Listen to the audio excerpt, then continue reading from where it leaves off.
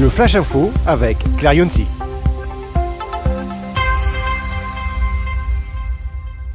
Bonjour à toutes et à tous et bienvenue dans votre Flash Info d'A-News Workwell. Selon la Chambre de commerce et d'industrie en France, pas moins de 86% des entreprises se déclarent satisfaites de l'alternance comme procédure d'embauche. De plus, 80% précisent que cette formule permet d'éviter les erreurs de recrutement. Malheureusement, le ministère du Travail a officialisé une réduction des aides à l'apprentissage pour 2025.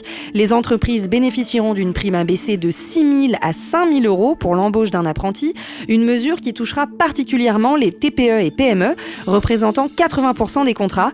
Pour les grandes entreprises, cette aide sera réduite à 2 000 euros.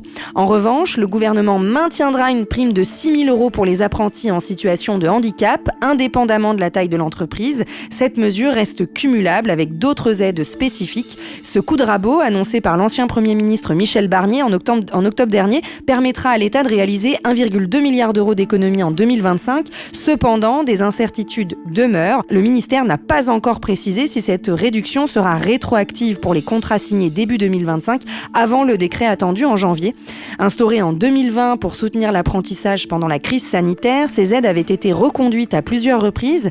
Avec cette réforme, le gouvernement cherche à éviter un retour au dispositif limité d'avant-crise qui ne concernait qu'un tiers des contrats d'apprentissage.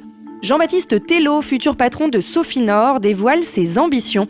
Jean-Baptiste Teylo prendra en septembre 2025 les rênes de Sofinor, poids lourd des services aux entreprises avec 35 000 collaborateurs dans 25 pays.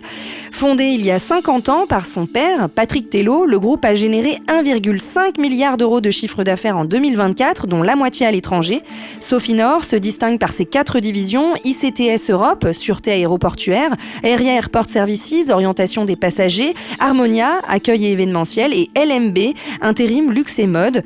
Jean-Baptiste Teylo, fort d'une expérience de 7 ans chez Kea et de près de 10 ans à la tête d'ICTS Europe, veut transformer le groupe. Il prévoit de créer une université des métiers pour former les jeunes talents peu diplômés et les accompagner vers des postes de manager.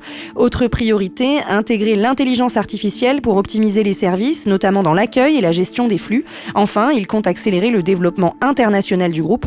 Diplômé de l'ESSEC et de l'École nationale agronomique de Rennes, Jean-Baptiste Teylo incarne un nouveau souffle pour Sofinor tout en s'inscrivant dans l'héritage entrepreneurial familial. Je vous invite d'ailleurs à visionner, si vous ne l'avez pas encore fait, l'interview de Patrick Teylo sur A-News Workwell dans la grande interview qui a été présentée en septembre dernier par Eric de Riedmatten.